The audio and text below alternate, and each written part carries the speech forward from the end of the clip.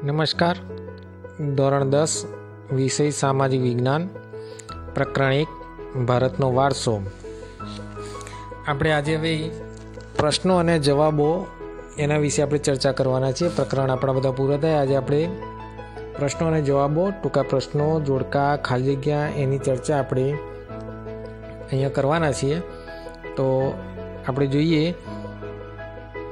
કે પહેલાં લઈએ કે પરીક્ષાની અંદર ટૂંકા પ્રશ્ન અને વૈકલ્પિક પ્રશ્નોમાં પૂછાય છે કે યોગ્ય જોડકા જોડો.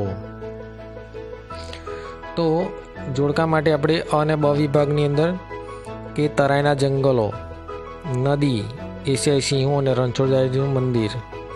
સામે વિકલ્પમાં છે ખેડા જિલ્લો, અરવલ્લી જિલ્લો, હિમાલય, ગીરના જંગલો અને લોકમાતા. સામાન્ય રીતે જોઈએ તો કે તરાઈના જંગલો ક્યાં આવેલા છે? તો તરાઈના જંગલો હિમાલયના ઢોળાવમાં આવેલા છે. એટલે કે વિભાગ જવાબ એનો સી આવશે, હિમાલય. બીજું છે નદી છે. તો નદીને આપણે પહેલા પાઠ જોઈ ગયા કે નદીને શું કહે છે? લોકમાતા. કે આપણને બધી જ રીતે ઉપયોગી છે, એટલે નદીઓને આપણે લોકમાતા તરીકે ઓળખીએ છીએ. ત્રીજો પ્રશ્ન છે કે એશિયાઈ સિંહો ભારતમાં ક્યાં આવેલા છે? તો એશિયાઈ સિંહો ભારતમાં ગીરના જંગલોમાં આવેલા છે. ચોથું છે રણછોડરાયનું મંદિર ક્યાં આવેલું છે? તો રણછોડરાયનું મંદિર ખેડા જિલ્લામાં આવેલું છે. તો આમ આ રીતે આપણે જોડકા જોડી શકીએ છીએ અને એનો જવાબ આપણે જોઈ શક્યા છીએ. બીજું જોડકું જોઈએ તો અંબાજી. અહીંયા મેળાની વાત છે બધા. તો અંબાજીનો મેળો ક્યાં ભરાય છે? તો અંબાજીનો મેળો એ ભાદરવી પૂનમનો મેળો તરીકે આખા ગુજરાતમાં પ્રખ્યાત છે. 2 ગિરનાર. તો ગિરનારનો મેળો ગિરનારમાં કયો મેળો ભરાય છે? તો ભવનાથનો મેળો ગિરનારની અંદર ભરાય છે. 3 ધોળકા. તો ધોળકાની અંદર બાજુમાં આવેલું વૌઠા ગામ છે, ત્યાં આગળ વૌઠાનો મેળો ભરાય છે. તો ધોળકા વૌઠાનો મેળો. 4 આહવા. તો આહવાની અંદર ડાંગ દરબારનો મેળો, કારણ કે આહવા ક્યાં આવ્યું છે? તો ડાંગમાં. તો ડાંગ દરબારનો મેળો. તો એ રીતના આપણે જવાબો સેટ કરી શકીએ છીએ અને જોડકા જોડી શકીએ છીએ. તો આપણે આ રીતના જોડકા જોડ્યા કે ગુજરાતની અંદર મેળાઓ છે, તો મેળાઓનું વર્ણન આપણને આ રીતના તૈયાર કરી શકીએ છીએ. આગળના બીજા જોડકાની વાત કરીએ તો નિગ્રેટો. તો નિગ્રેટો એ ભારતના સૌથી પ્રાચીન નિવાસીઓ છે. ઓસ્ટ્રેલોઇડ પ્રજા. તો ઓસ્ટ્રેલોઇડ પ્રજાને બીજા કયા નામે ઓળખતા હતા? તો નિષાદ પ્રજા તરીકે. ત્રીજું છે આર્યો. તો આર્યો કેવા હતા? પ્રકૃતિ પ્રેમી હતા. ચોથું છે મોંગોલાઇડ. તો મોંગોલાઇડને કયા નામે ઓળખવામાં આવતો હતો? કિરાત પ્રજા તરીકે મોંગોલાઇડ પ્રજાને ઓળખવામાં આવતી હતી. તો આ રીતના આપણે જોડકું જોડી શકીએ છીએ. આગળનું ચોથું જોડકાની વાત કરીએ તો આર્યો. તો આર્યો એક અગ્નિ એશિયામાંથી તેમનું આગમન થયું. 2 દ્રવિડિયન પ્રજા. તો દ્રવિડિયન પ્રજાને શું કહેતા? માતૃમૂલક કુટુંબ પ્રથા એમાં પ્રચલિત હતી. 3 નિગ્રેટો. નિગ્રેટો એટલે કે હબસીઓ તરીકે એ ઓળખતા હતા, કારણ કે એમનો રંગ કાળો હતો. ઓસ્ટ્રેલોઇડ પ્રજા. તો ઓસ્ટ્રેલોઇડ પ્રજા એ અગ્નિ એશિયામાંથી ભારતમાં આવેલી. આમ આર્યોને નોર્ડિક કહેતા, દ્રવિડોને માતૃમૂલક કુટુંબ પ્રથા માટે, નિગ્રેટો હબસી તરીકે અને ઓસ્ટ્રેલોઇડ એ અગ્નિ એશિયામાંથી ભારતમાં આવેલી પ્રજા તરીકે ઓળખાય છે. એટલે આમ 4 જોડકાનું આપણે વર્ણન કર્યું. તો એ રીતના આપણે પરીક્ષાની અંદર તૈયારી કરી શકીએ. હવે ખરા ખોટાની ચર્ચા કરીએ તો નીચેના વિધાનો ખરા છે કે ખોટા તે જણાવો. તો પહેલું છે કે હિમાલયની ગિરિમાળા ભારતની દક્ષિણ સીમાએ આવેલી છે.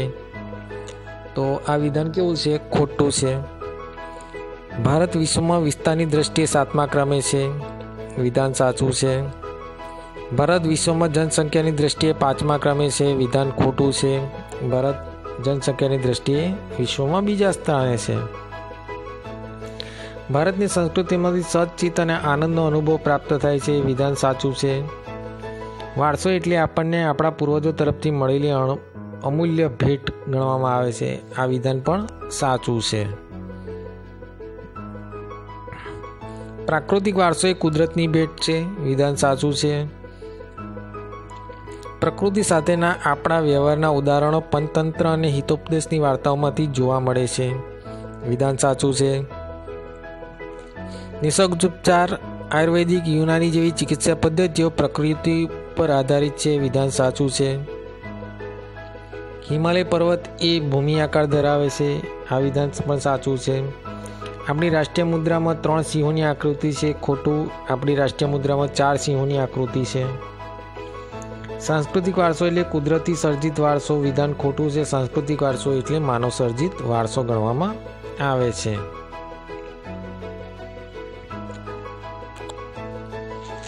ભારતની શિલ્પ સ્થાપત્યની કલા આશરે 5000 વર્ષ જેટલી પ્રાચીન છે, વિધાન સાચું છે.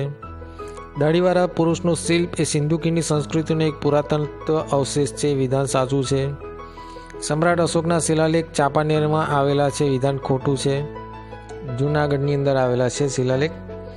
18 જ્યોતિર્લિંગ પૈકીનું સોમનાથનું મંદિર ગુજરાતનું એક તીર્થસ્થાન છે, વિધાન સાચું છે.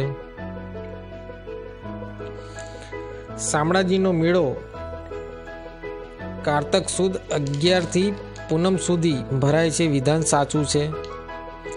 નિગ્રેટો અથવા નિગ્રો જાતિના લોકો હબસી ભારતના સૌથી પ્રાચીન નિવાસી છે, વિધાન ખોટું છે. નિગ્રેટો વર્ણ સામ 5 થી 6 ફૂટ ઊંચા અને માથે વાંકોડિયા વાળ ધરાવતા હતા, વિધાન સાચું છે. ઓસ્ટ્રેલોઇડ પ્રજા અગ્નિ એશિયામાંથી આવેલી છે, વિધાન સાચું છે.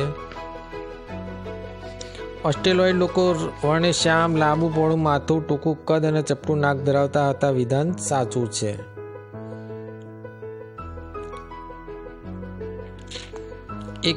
ભારતમાં આવેલા આર્યો ઓસ્ટ્રેલોઇડને કિરાત કહેતા હતા, વિધાન ખોટું છે. આર્યો ઓસ્ટ્રેલોઇડને નિષાદ કહેતા હતા. ભીલી પ્રજા માટે નિષાદ શબ્દ પ્રયોજવામાં આવ્યો છે, વિધાન સાચું છે. ભારતની સંસ્કૃતિ અને સભ્યતાના વિકાસમાં નિગ્રેટો પ્રજાનો ફાળો વિશેષ છે, વિધાન ખોટું છે. દ્રવિડોમાં માતૃમૂલક કુટુંબ પ્રથા પ્રચલિત હતી, વિધાન સાચું છે.